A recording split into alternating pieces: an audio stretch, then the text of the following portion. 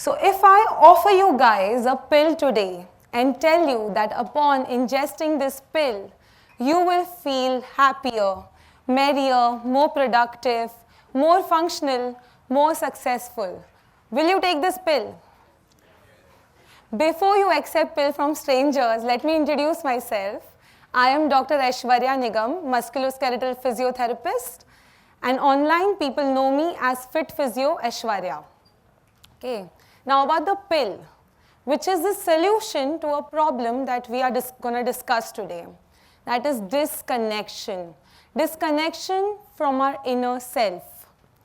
You guys tell me, when was the last time you truly felt connected with your inner self? With not just existing in your body, but actually feeling its rhythm, its power, its strength. It's hard to recollect. So let's visualize. Try to just visualize these phrases. I'm feeling energetic. I'm feeling powerful. I'm feeling strong. Feelings. What are we feeling? When I say feeling, did you also visualize yourself doing some kind of an action or a movement? It's crazy how these feelings are related to actions and movements, because it is true. That is what happens at a hormonal level inside our body. Our brain sends signals to the organs to release a certain set of hormones as per the situation, as per the surrounding, as per the body's needs and movements. So for example, if you are in a dangerous, unsafe situation or in a stressful situation, your body or your brain sends signals to release hormones such as cortisol and adrenaline. Cortisol and adrenaline together make you feel anxious and scared. Okay? That is what you feel, right, when you are in such situations. So your body tends to respond to it. What happens is your heart rate increases, your body becomes tense and tight, maybe even ready for a fight if required, because you are in a dangerous situation. That is acute stress. What happens with chronic stress?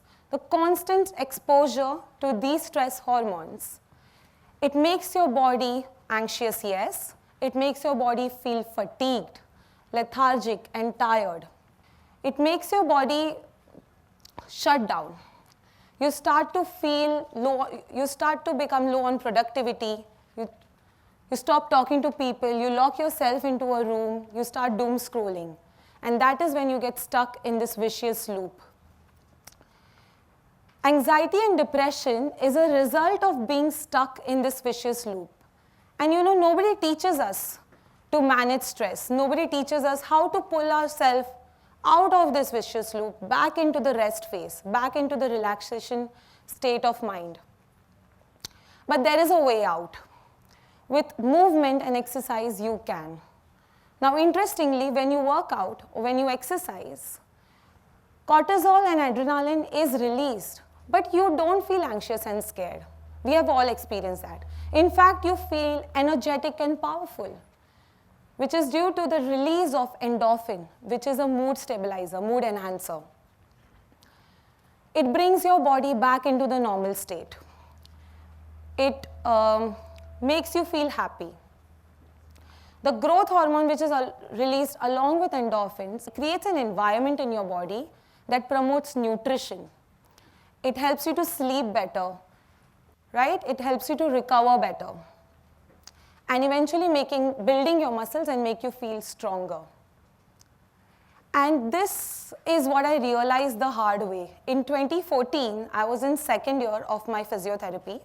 I was bachelor's of physiotherapy and I was just 20 years of age. And I had to sit and study all day for my exams. And you can imagine, student of physiotherapy and sitting and studying all day, completely under stress, feeling anxious. My anxiety levels peaked due to the stress of exams, sometimes even pukish. Those are all the signs of anxiety. Resting heart rate was 100 plus, sleeplessness, and sleepiness through the day. Here I was teaching people about benefits of movement and exercise, healing them with movement and exercise. And here myself, I was under stress, not moving at all. So I figured that something was absolutely wrong and I had to take things in my control. Now, external stress is something that you can't manage. You are going to get that external stress. But your body is something you can work on, right? You can really take control of your body, and that's what I decided, that I need to join a gym. And so I did, to gain some strength and some mobility. I joined the gym with the purpose of gaining strength, but in fact, I got so much of mental clarity. I got such a mental high. I started to feel myself. I in fact unlocked my inner creativity, and that is when my content creation journey began. Around 2015-16, that's when I started to post pictures on Instagram inspired by yoga gurus. I used to post artsy yoga pictures, very aesthetic looking. But during that, I learned a lot about yoga. As we all know, yoga heals you mentally, it heals you physically, but what I learned was very interesting, that it also heals you socially, which is so important for your mental health, and it's like an all-round approach. For example, backward bends, they teach you confidence. So when you do it with the right attitude, it builds your confidence.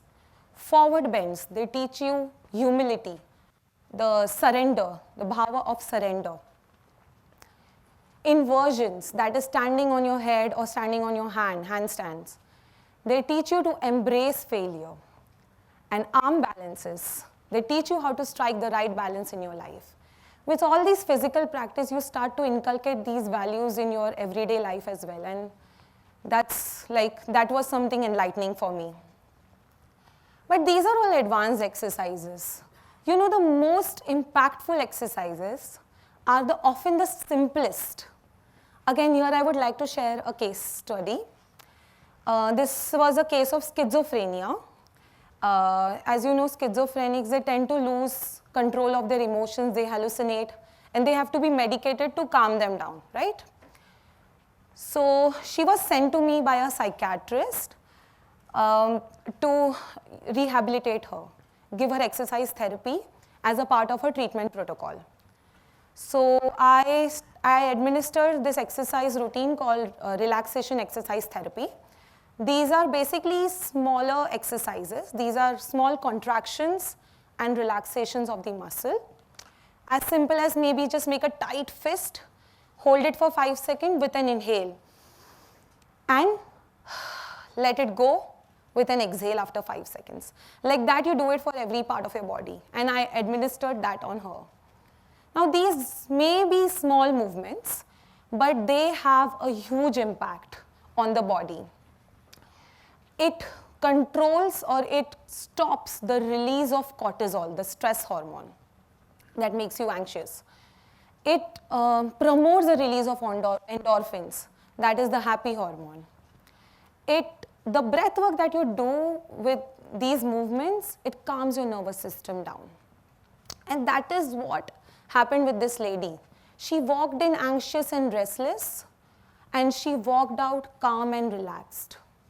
And I was just numb for words, because truly exercise can, even the smallest in fact, exercise can have a huge effect on your mental state. So imagine if these small exercises can calm a psychiatrist patient down. Imagine what it can do for healthy, active individuals like me and you. Even a small walk in the park can lower your stress levels. When you're sitting and studying for hours on your desk, just get up and go out and walk for a minute or two and come back. You will regain your focus. A deep breath, you might think it's just one breath, but it has a cumulative effect on your body. If you keep doing it again and again, your nervous system will fall back in place. It will calm you down. A 20-minute workout session, maybe with your friend or without, can really make you look and feel confident throughout the day. Again, a cumulative effect if done over a period of time. So whenever I see a friend of mine, right, a colleague of mine, whenever I see them defocused, anxious, confused, drained, I don't ask them how they are doing or what has happened to them. I simply ask them, because if I ask those questions, the answers to those questions are irrelevant and mostly not in our control. So I simply ask them, when was the last time you worked out? Because exercise truly is a magical pill. Now will you guys take it?